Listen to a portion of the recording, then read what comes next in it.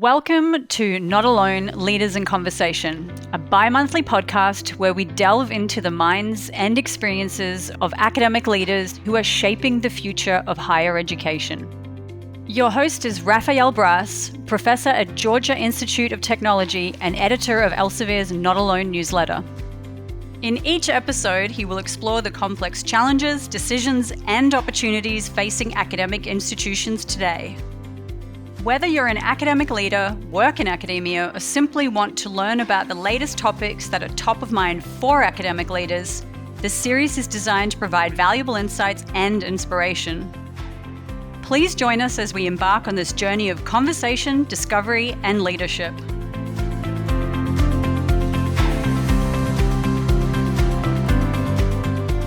It is an honor to have John Hennessy as the first guest in Not Alone's podcast series, Leaders in Conversation. John has been called the Godfather of Silicon Valley. He is a scholar, a teacher, an administrator, an entrepreneur, and an admired leader. For 16 years, starting in year 2000, right at the birth of the technology bubble, he served as the very successful 10th president of Stanford. He has written some of the most successful textbooks in computer science. His research literally transformed computer architecture and software techniques, leading to his founding of several successful companies. He's presently the chairman of Alphabet, parent company of Google. John has been honored with recognitions like the Turing Award and Draper Prize, National Academy of Engineering, the Royal Society, and many others. He's the visionary founder of the Knight Hennessy Scholars, a multidisciplinary, multicultural program spanning all 7 schools at Stanford University and the largest university-wide, fully endowed graduate fellowship in the world that prepares graduates to be visionary, courageous, and collaborative leaders who address complex challenges. Few are more prepared to talk about leadership than John Hennessy. Thank you, John, for participating in this effort that aims to bring the wisdom of academic and research leaders to all around the world. Delighted to be here, Rafael. Thank you so much again. I'm going to start with the most important question. Tell me about your golf. Oh, my golf. My golf is work in progress, and it will be for many years to come. I'm amazed because I think you are very much, and we'll get back to the theme, a man on the move, and certainly you have to get going all the time. And golf, it's a game of patience. Yeah. But anyway, let me get to the serious matter. Well, most of us are shaped by experiences, particularly early experiences. Can you share how your early upbringing, your family impacted who you are? Surely. Well, my father was an engineer who put a love of science and engineering and problem solving in me. And my mother was a voracious reader and a school teacher who really instilled in me a love of reading that I carry through to this day, I think. So both of them shaped me early. My father was the first in his family to go to college. My mother was the first woman in her family to go to college. So the college, they had the benefit of that, and they believed in education and the importance of education. So that was a key part of my upbringing as well. Very good. In some of your writings and talks, you make that statement that a lot of our lives are shaped by elements of luck. It is what I have referred myself as accidental life. Not truly accidents, but opportunities that arise by design or truly unexpectedly. Can you speak to a couple of those occurrences in your life? Surely. I think the one that really transformed my opportunity was when I was just starting graduate school. A colleague from Brookhaven National Lab walked in and handed me a thesis topic. And the topic at the time was could you build a software system that would make it easier to do real-time control for various applications they were interested in at Brookhaven? And at the time, the field was relatively new. I jumped into it, and it turned out just as I was graduating, several of the most important people in the field published papers in the same area. So all of a sudden, this area took off like a spaceship. And I was lucky enough to be at the very beginning. And that was pure luck. It was pure luck that I got that topic. Certainly I did good work on it, but it was fortunate timing. And most startups, people can have great technology. There is also an element of luck in any successful startup. And the startups I've been in, sometimes your product is too early. Sometimes it's too late. Sometimes you stretch it. Sometimes you pick the right people.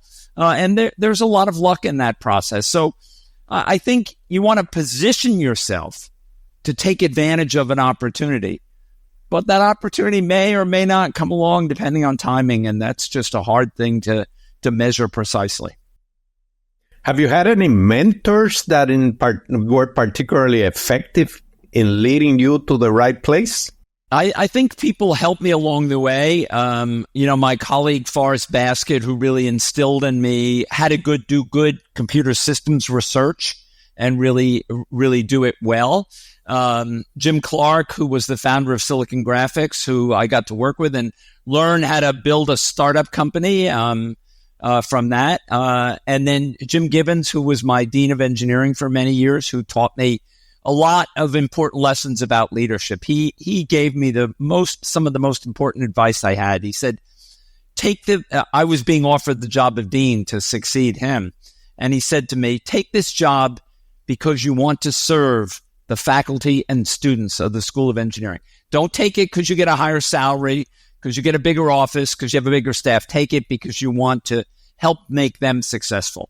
And that was advice I used throughout my time as dean, provost, and president. It is amazing how some of those little tidbits of advice can really and truly change your life. And not many people sit back and think of them, but it's in fact unbelievable. In your book, Leading Matters, you speak about 10 traits or characteristics of leaders. I really like your approach because the focus is on experiential leadership development without the common attempt to codify a method. The 10 points you give are humility, authenticity, leadership as service, empathy, courage, collaboration and teamwork, innovation, intellectual curiosity, storytelling, and legacy. You never say in there the one that appears everywhere, which is honesty and integrity. And I know you have an answer for that, but can you expand on it somehow? Yeah, it's a good point. I put it under the topic of authenticity because I think you've got to to be authentic, you have to be honest and you have to have integrity. So that's a kind of foundational role, but I think it goes beyond that. Authenticity also says not only are you honest and have high integrity, but you are upfront with people. You are straightforward with them so that they will buy in. And it's connected very much to trust because in any leadership role, you can only lead as long as you have the trust of the team you're trying to lead. And if you lose that, either because you violate integrity or you're dishonest or you're not authentic, you're deceptive. So there's a kind of line there that I think is really important. And I always wanted, when I was in a leadership position, I wanted my colleagues to know that if I said something was going to happen, I was going to do my darndest to make sure it happened and they could depend on that relationship. Tell me about storytelling. Yeah, storytelling is an interesting one. I think we put it in there, and Walter Isaacson, who wrote the foreword for the book, observes that this is one he didn't expect to see. But of course, storytelling is about weaving for a leader, often weaving a vision of where you want a team to go, or dealing with a crisis. You have to be able to weave a story in a crisis as well about how you're going to succeed, even though you're in the middle of a crisis. So storytelling is a key element. It's in fact for our scholars in our program, their first year, they take a quarter-long course that meets once a week focused on storytelling. And really getting at the end of that, I want them to get up and talk about with passion and excitement about their research area or their journey or their trajectory going forward. And I think that's a really powerful capability. Yeah, let me pick up on that, and particularly the Knight Hennessy program that, as you know, I'm very interested in. I think it's a fantastic concept. Can you talk a little bit about the elements of what they go through over, I believe it's a 3-year engagement, correct? 3 years, yes. So the program varies first year, second year, third year. A key element of the program, every year there's a retreat where we go away and we both develop some skills, but also build community and connection. Because one of the remarkable things about this group is that there are scholars from around the world studying all different subjects. So you've got a really interesting cross-disciplinary mix and discussion that can go on. So in the first retreat that we do for the first year students, we really try to build that community and interaction and get people to appreciate other people's journeys. And they see amazing stories of what people have overcome or what they've done on their way there. We also organize a global trip to them for somewhere in the world once during their 3 years, and they go and visit. I went with a group to South Africa that looked at post-apartheid struggles in South Africa. But we've been to Patagonia, we've been to India, we've been to Turkey, we've been around the world. So, and they get an opportunity to meet people who are trying to solve the challenges and problems that exist in some portion of the world. So these are the key elements. A lot of experiential focus. So we do, for example, a workshop on negotiation. How do you negotiate? How do you think about a win-win in a negotiation? People sometimes when they hear about negotiation, they think winner and loser. But that's not a good negotiation. A good negotiation is where both sides think they came out okay, and because that builds a lasting partnership and relationship. Yeah, I cannot imagine. I'm envious of those students. I'm sure that the program does change their life, and I'm willing to predict that when they leave Stanford, that's the one thing they're going to remember. Yes, I think so. Yeah. You talk about experiential learning, and the Knight Hennessy covers that a lot. I agree that you have to develop the instincts to be a good leader, particularly in increasingly complex situations. I would argue, and that's my opinion, that experience in academic leadership is suffering. Would you agree with that? Yes, I think so, Rafael. I think we, as academic institutions in most cases, have not done enough to develop the next generation of leadership. Now, I think in some parts of the university, they've realized that shortcoming. When I was president, for example, I was sitting on the board of Cisco at the time, and I saw what they really did to develop their leadership. They would move people around to different parts of the organization and give them different experiences, leading in engineering or leading in marketing.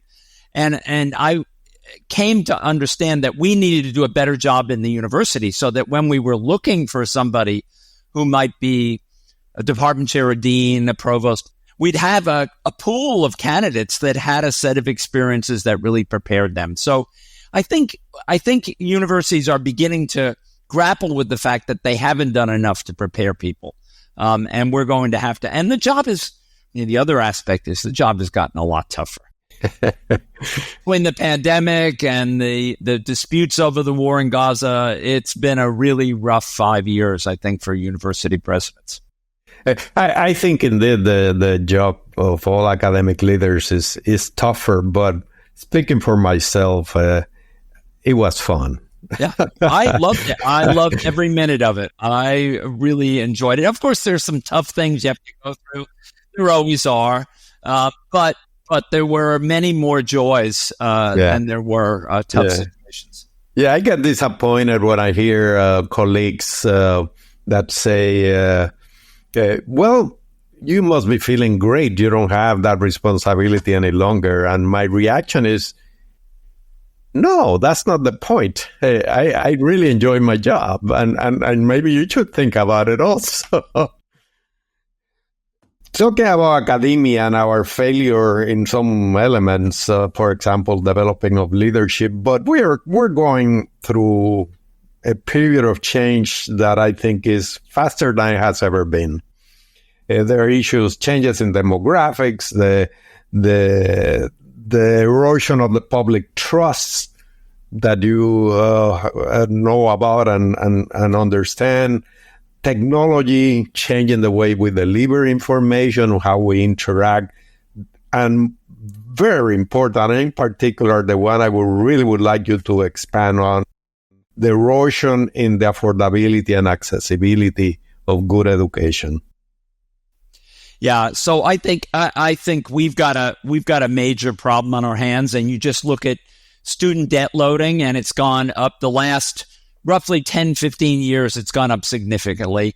Part of it, of course, is states have cut back on their investments in the great public institutions that educate most of our students. So, and they're putting more of the burden on families. Families are in tighter financial circumstances. We haven't done a great job of taming costs. We have not done a terrific job. You know, it's interesting right now that tuition is going up by relatively modest amounts, but living costs for students are going up dramatically. And while a residential educational experience is the crown jewel, it is the thing where students learn constantly, it's becoming less and less affordable. And we're going to have to find a way to close that gap, which probably means the universities also have to find a way to constrain their cost increases over time and be more generous with financial aid. So financial aid is clearly, I actually like the system we have in this country where we give financial aid to families that need it, and we ask families that can afford it to really invest in their children's education. And that's a good balance. I think it's a socially progressive approach. But we've got to ensure that accessibility doesn't get removed as prices go up. Yeah, that is crucial. And the key, to a large extent, is finding the resources to provide that financial aid. In public universities, unless the state provides it, you have to raise it privately. And unfortunately, the difference between privates and public in that sense are large. Do you see that gap between private and publics expanding, or do you think they will get closer in the way of thinking? Yeah, I think we've seen a deeper understanding in the publics that they've got to be as aggressive about fundraising as privates have to be, because they're not going to be able to depend on the states the way they have in the past. So they're going to have to, and that's really a process where you begin educating. I said we begin educating the alumni about the importance of giving back when they arrive as freshmen, because we remind them that they're there and the experience they're going to have over the next 4 years has been subsidized by previous alumni who had the benefit of the university. So we're going to have to do a better job of articulating that so we can continue to maintain affordability for families. That's a crucial element. And if you look at the economics in the U.S., the benefit of a college education over a lifetime is gigantic in terms of economic benefit. So we have to make sure that remains accessible to students who really are determined to complete a college education. Well, one of the things that is making the job of academic leaders very difficult today is the disruptions and protests around the war in Gaza. It is not the first time this happens. You and I were in school at the time of the Vietnam War, and as I say, those were unbelievable events and protests of incredible magnitude. This has triggered a debate about freedom of speech and what is appropriate or not appropriate. Are we handling it correctly? What is new? I think there is an element that's new, which has made this a much harder situation. In the past, we had demonstrations about living wage, sweatshop labor, fossil fuels, and then, of course, before that, the Vietnam War. The difference is that in most of those, the students and faculty were all on the same side.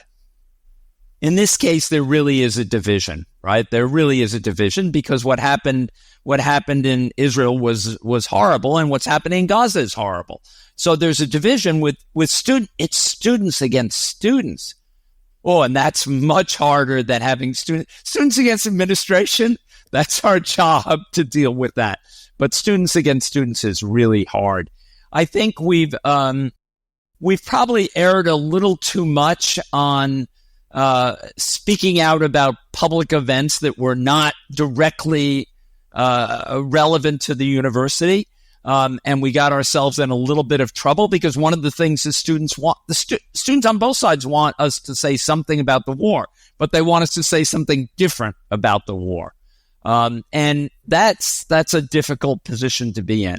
I think navigating this is going to be challenging, I think, for some time to come. And maybe the fall will be a little better because I think we're better prepared for it than we were last year. We were simply not prepared for an encampment growing up in the middle of campus. And we're better prepared. I think, you touched on this challenge. The demographics of our universities have changed dramatically over the last 20 or 30 years, dramatically. And now, how do we both maintain openness and free speech and the marketplace of ideas at the same time make people feel included and part of the university community?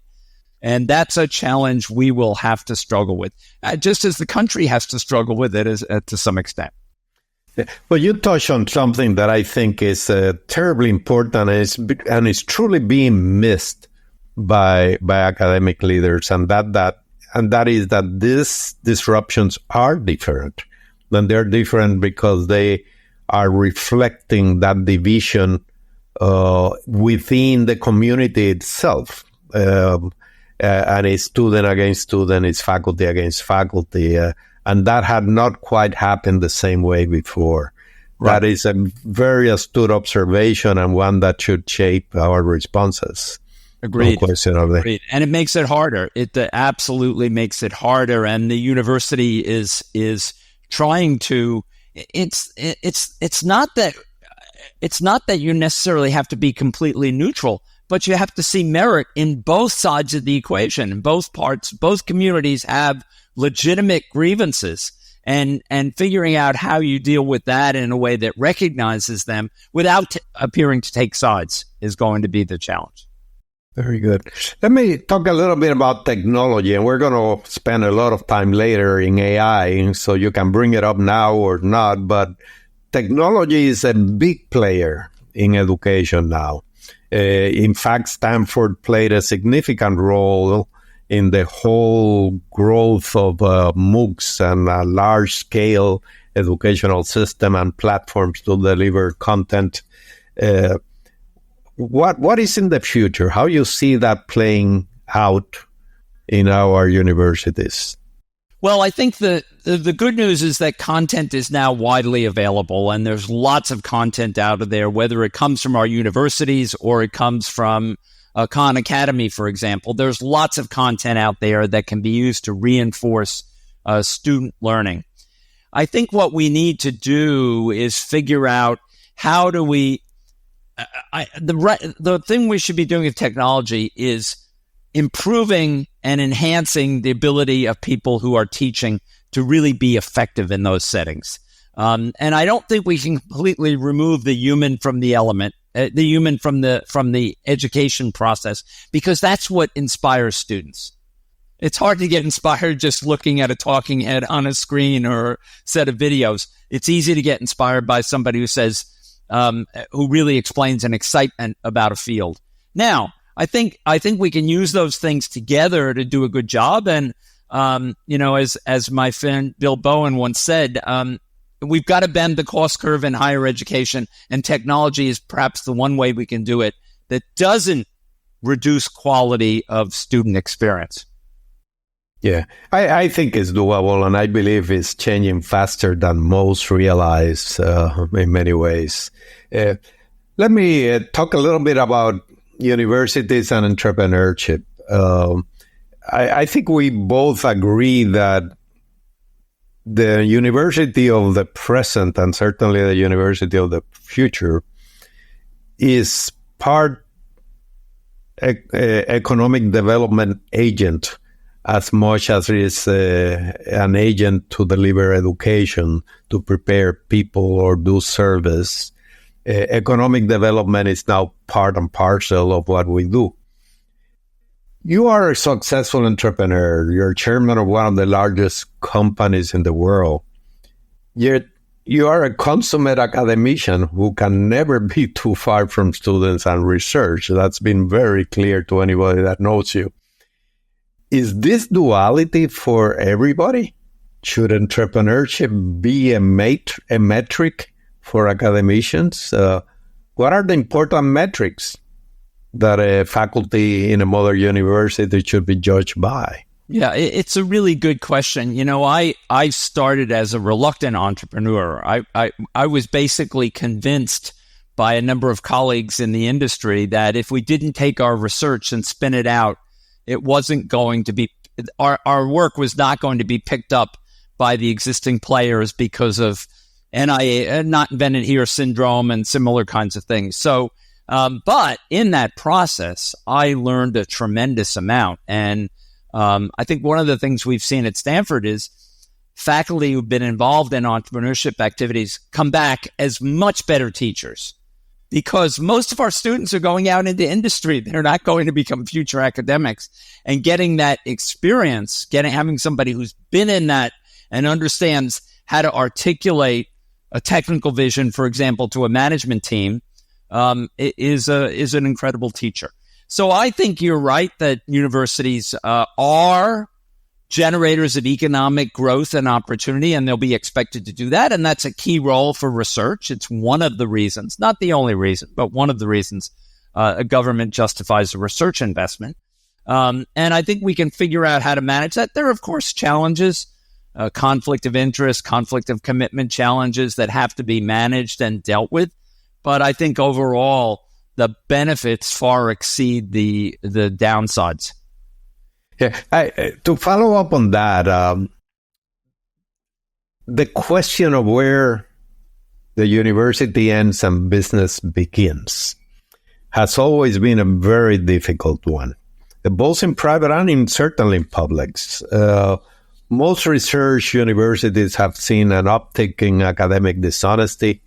You could argue that that is due to all sort of things: pressure to publish, increasing competition, difficulty differentiating between the university and personal business, too much money at play, and particularly in technology. In public universities, in particular, that has become a real issue because we advocate that coming together of the business and the university for the benefit of creating knowledge and educating. But at the same time, the public wants to make sure that the public is not paying for the enrichment of individuals. And that creates a potential conflict that we are still struggling how to deal with.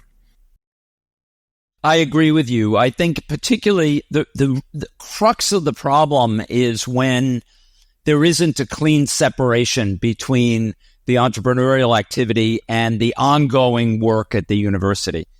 In information technologies, that separation tends to happen pretty quickly because a young company will staff up and quickly have 20 engineers, which is a lot more than most research activities at the university can ever put together.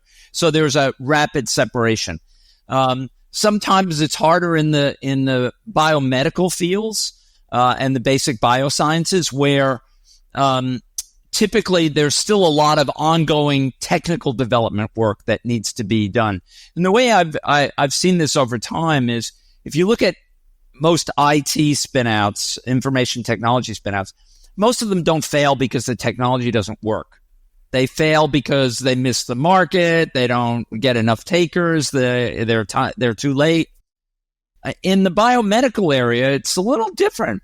If you find a solution for a disease, cost is not the issue, but you don't know whether or not you actually have a solution at the time you may spin it out of the university. And it may take another 5 to 10 years to determine whether or not your discovery at the university is really going to be an effective therapy.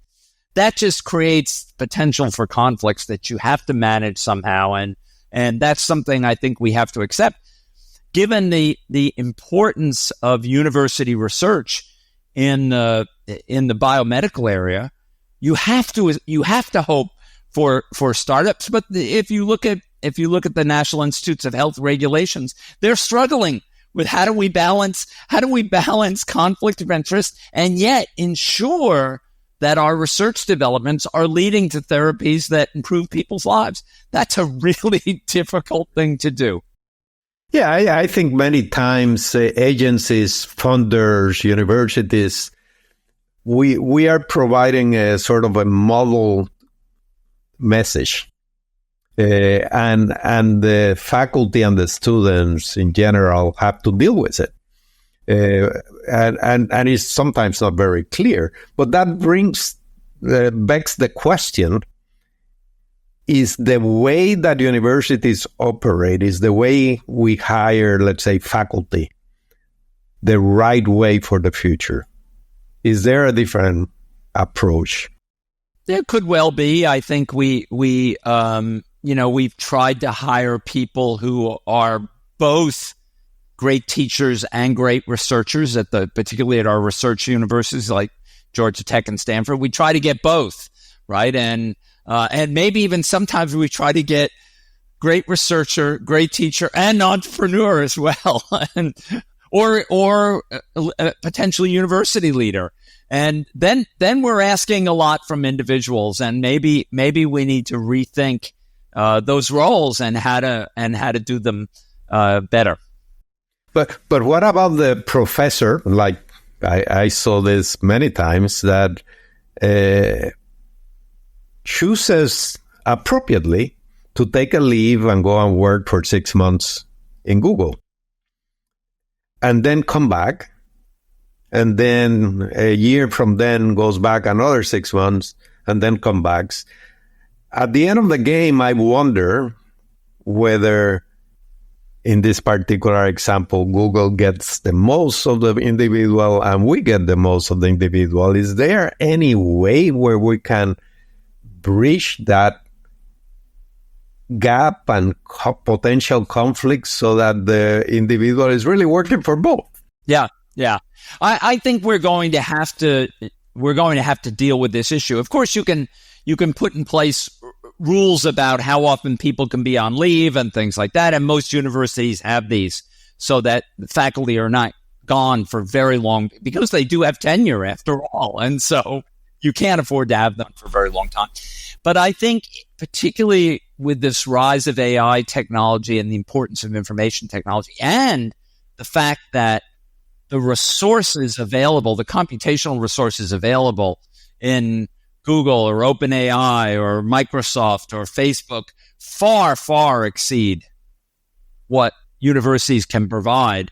Therefore, they have access to a research tool that we do not have access to inside the university anymore. So figuring out how we build a constructive relationship that lets both companies thrive and the universities thrive is going to be key. And I think we're going to have to do some deep thinking about that. Let me move to what I think is going to be a significant amount of discussion on AI that you just brought up. I was fascinated because I was listening to an interview you did in 2016 when you stepped down or you had announced at that point that you were stepping down as president. You gave a wonderful interview. You discussed many things, the future of technology, things that were in your mind important in the future or will be important in the future. AI was never mentioned. Yet here we are, 2024, and that's about everything that people talk about is AI. An incredible change when you think of it in a matter of 8 years, particularly for somebody like you who is very much embedded in these issues. Oh, how did it happen? Yeah. How did it move so fast? It did move incredibly fast. So I think a couple of things happened. There was, first of all, the first real breakthrough paper, I think, was the AlexNet paper, and that's in 2012. But that's purely image recognition. But it was a big jump forward in image recognition.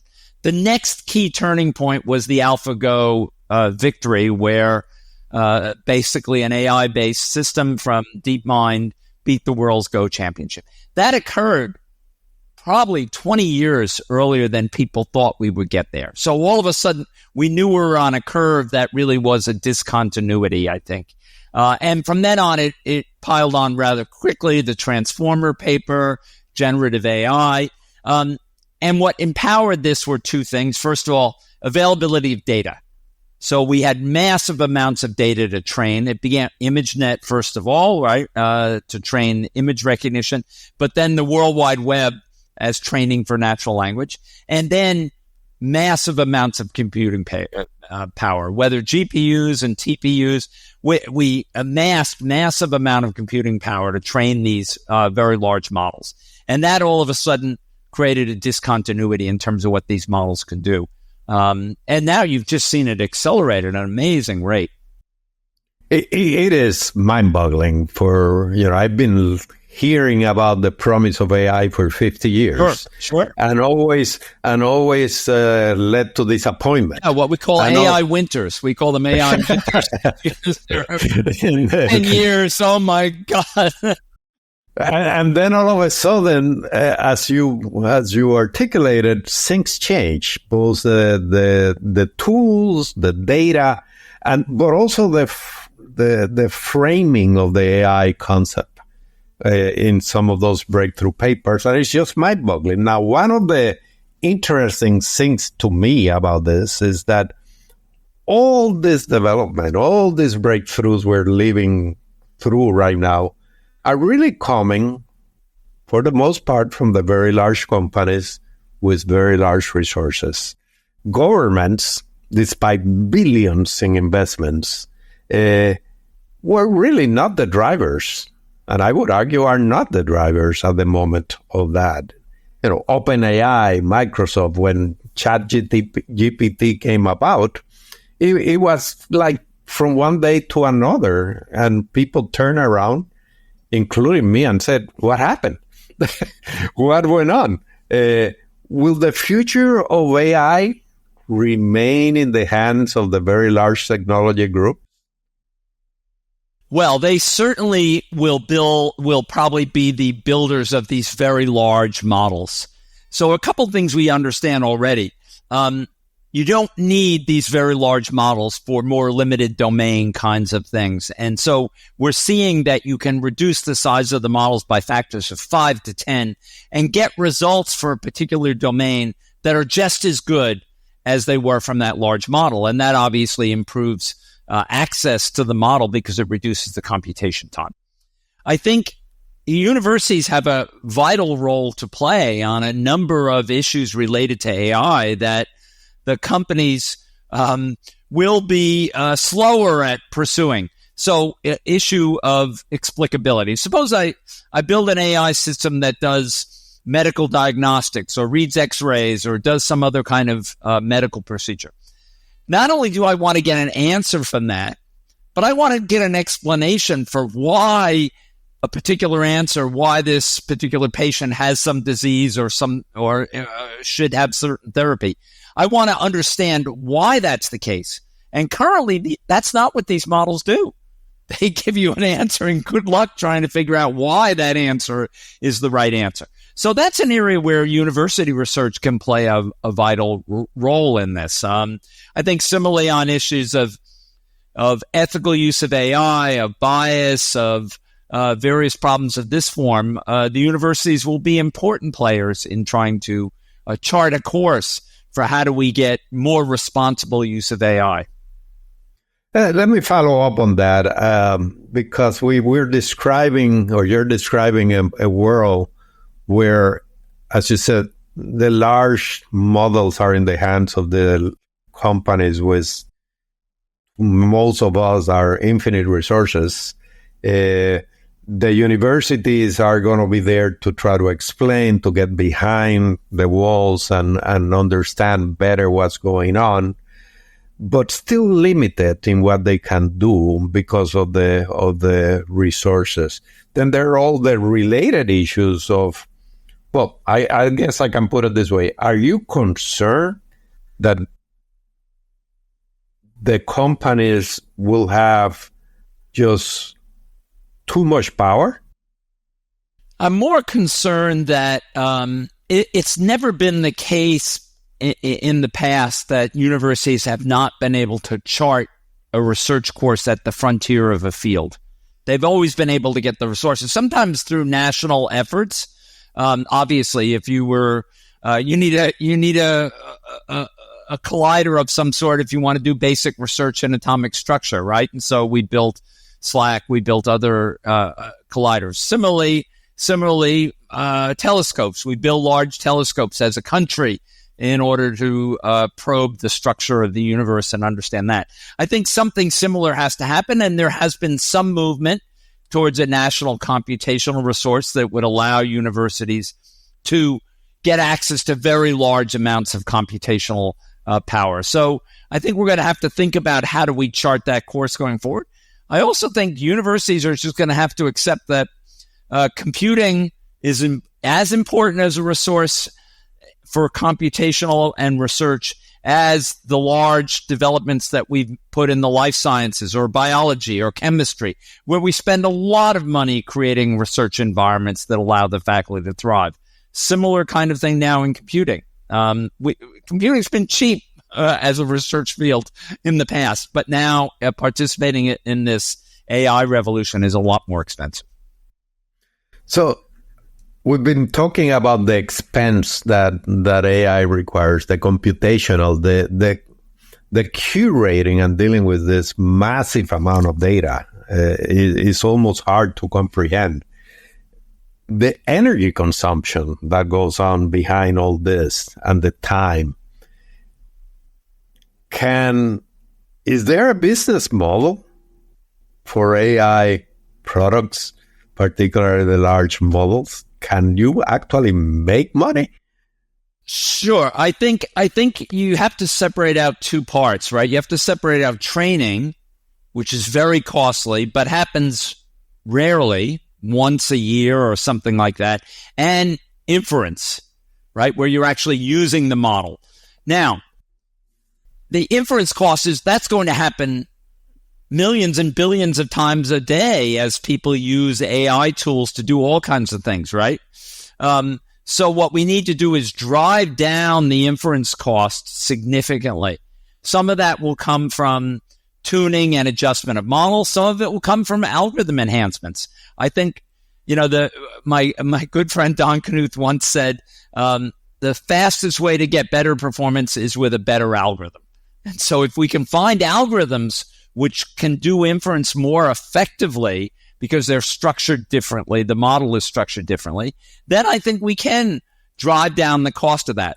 Currently, the costs are considerably higher than many other functions we do on computers. So we're going to have to work hard to kind of reduce that cost and make the technology more applicable and more affordable. And we've got to deal with energy use as well. Some of that will come from making the hardware more efficient. Some of it will probably also come by trying to get more renewable sources of energy. If you want to build a data center, my suggestion is you build it someplace that's cold and sunny.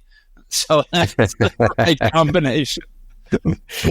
Yes, indeed. Yes, indeed. We had a cooling system crisis here a few weeks ago, which created havoc on all the computers. Interestingly enough, so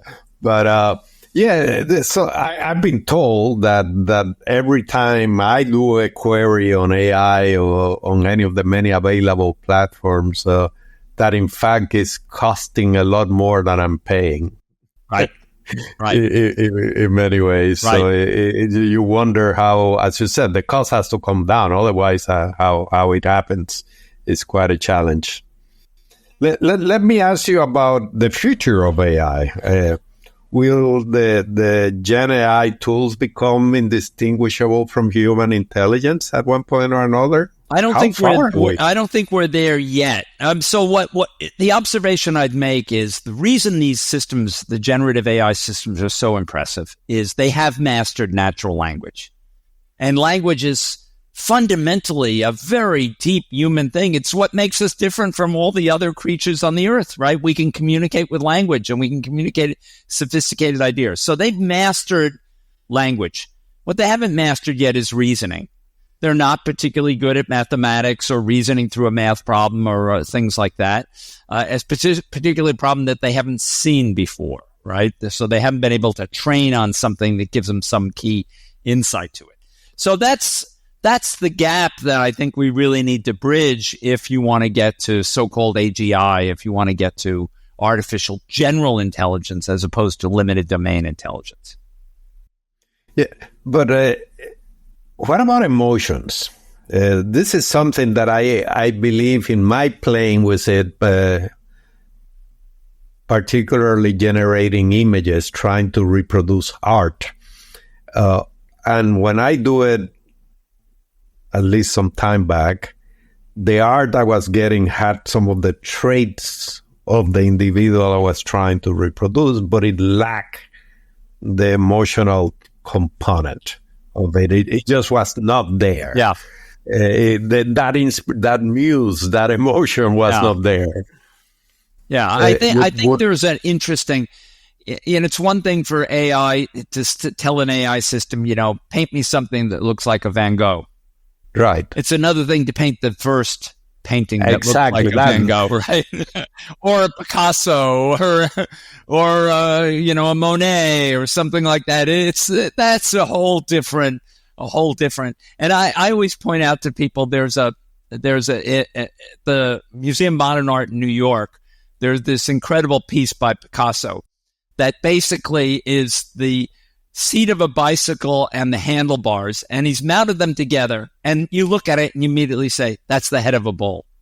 Now, there's no way an AI system is going to dream that up without having you told it what you wanted, right? And that's a kind of, but that's human creativity. Exactly. So, but that's what defines us, right? Yeah, that's what is intelligence. It is what defines us, and I think that's a hard thing to get over. I mean, unless these AI systems are very good at cloning the style of artists that already exist, whether it's in music or in art, visual arts, right? Very good at doing that. Much harder to create the next thing, right? That's the key, and I think that it was, to me, that's the exciting and scary part. If it ever gets to that, I don't know what we will do. And how does an AI system accept a mistake? That's another human trait. Does it know? It never knows that it makes a mistake because the algorithm is always right. Yeah. So then human intervention comes in. That's where these, the systems that are being fielded now, they've used human training with reinforcement learning to kind of correct themselves and try to eliminate negative properties. So if it makes a mistake and it's told it's made a mistake, it can use reinforcement learning techniques to avoid that mistake the next time. But you have to tell it that's wrong and adjust the training appropriately. Clearly, the technology can be used for nefarious things. It's been done already, misrepresenting individuals, etc., etc., etc. Should the technology and those that produce it be regulated in some fashion to control that? Can the industry regulate itself? Well, I think, so the way I like to think about this problem is an analogy. Think about automobiles. Automobiles kill 1 million people around the world every year. But we don't eliminate automobiles because they're useful. They're useful tools. Instead, what do? Well, we require that you get a driver's license. We put in stop signs and stop lights, and we have rules of the road, and we say you can't drink and drive. So we regulate the use to prevent the negative occurrences. The challenge with AI will be to regulate the use of it. Software technology is flexible. It can be used for many things. And so the same piece of technology can be used to create deep fakes that can be used for something really useful. And what we're going to have to do is separate out the bad uses from the good uses. Now, the companies can also do some things which try to inhibit or prevent bad uses. But in the end, we're going to have to go after the people who misuse the technology to do something illegal or unethical, rather than just try to stop the entire technology from progressing.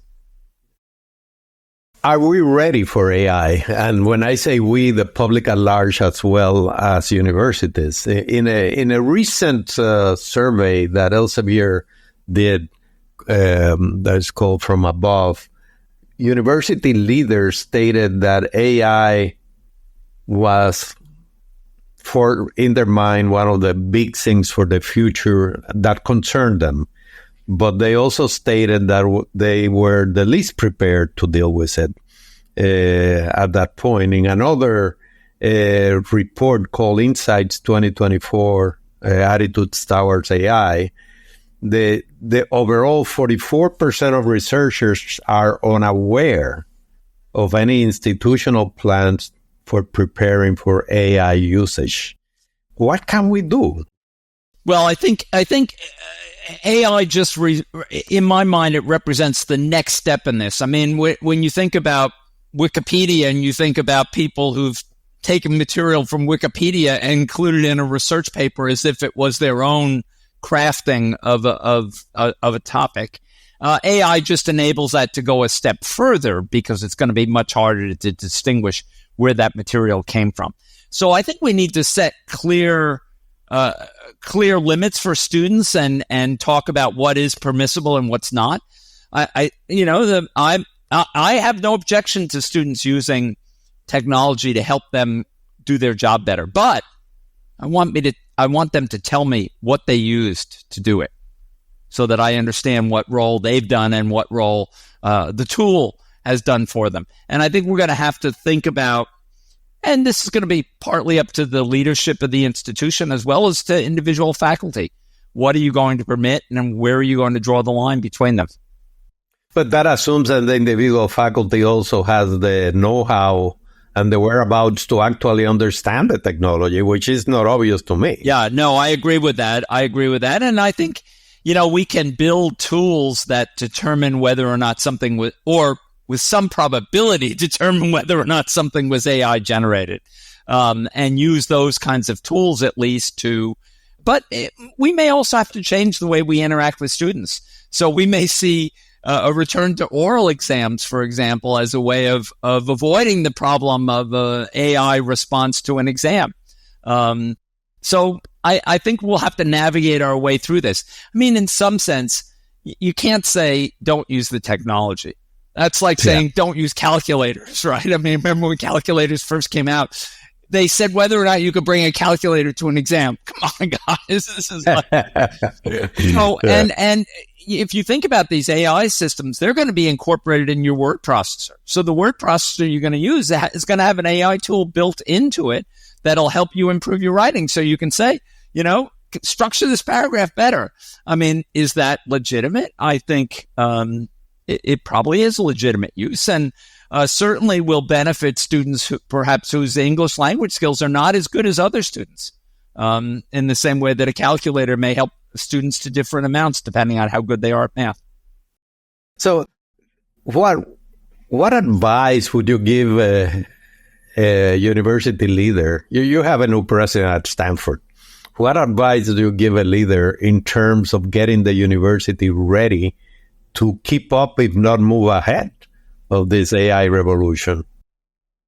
Well, I think the advice I'd give them is think about what role you want this technology to play.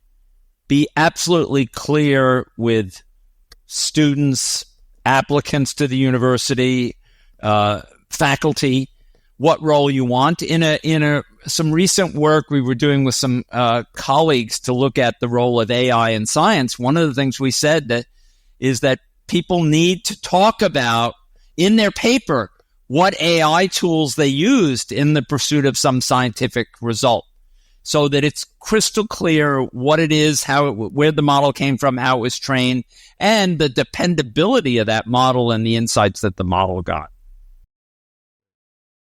Wonderful. John, I'm going to move a little bit to more personal questions here, which I think you'll find interesting. I certainly, in thinking about you, these are to me always important. You've had an extraordinary career with global consequences and impact. Yet, as I said earlier, you are the consummate professor. You just exude the love for the students, right? That you are there, your satisfaction is there. Yet you managed to do all this while being a very good family man. You've been married, I believe, for 50 years now. You have, I think, 2 children and grandchildren. How you do it? I don't sleep that much. I can survive on 6.5 hours sleep. So my view has always been to, live life to the fullest and to try to make the most of things and realize that over a lifetime, there's an arc of how things develop. And there's a time when my children were young, where basically my work schedule would end at 5 or 6 and it would break for dinner, bedtime, story time, things like that. And I'd go back to work at 8 or 9 at night for a few hours. And that worked fine. And so you can find ways to adapt. I think it's also a question of choices. What are your priorities and pay attention to those. Learn to say no. Don't let yourself be overwhelmed by things so that you can't do a really fine job on the things that really matter. That's tremendous advice. I really, really like that. Let me go back to that element of luck and ask you a question that I always ask a lot of people. Imagine that somehow you get transported back when you were a teenager and you were in high school. Could you do it again? I think there are so many little twists and turns in life that it's so unpredictable.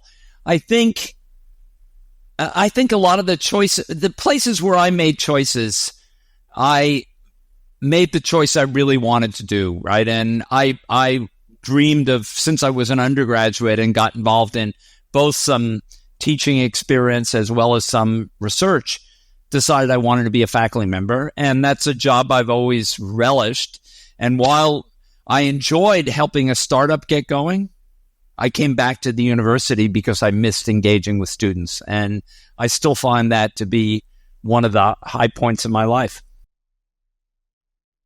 Well, I already mentioned your love for golf, and I'm not going to say which one of your students also questions your golf. All of them.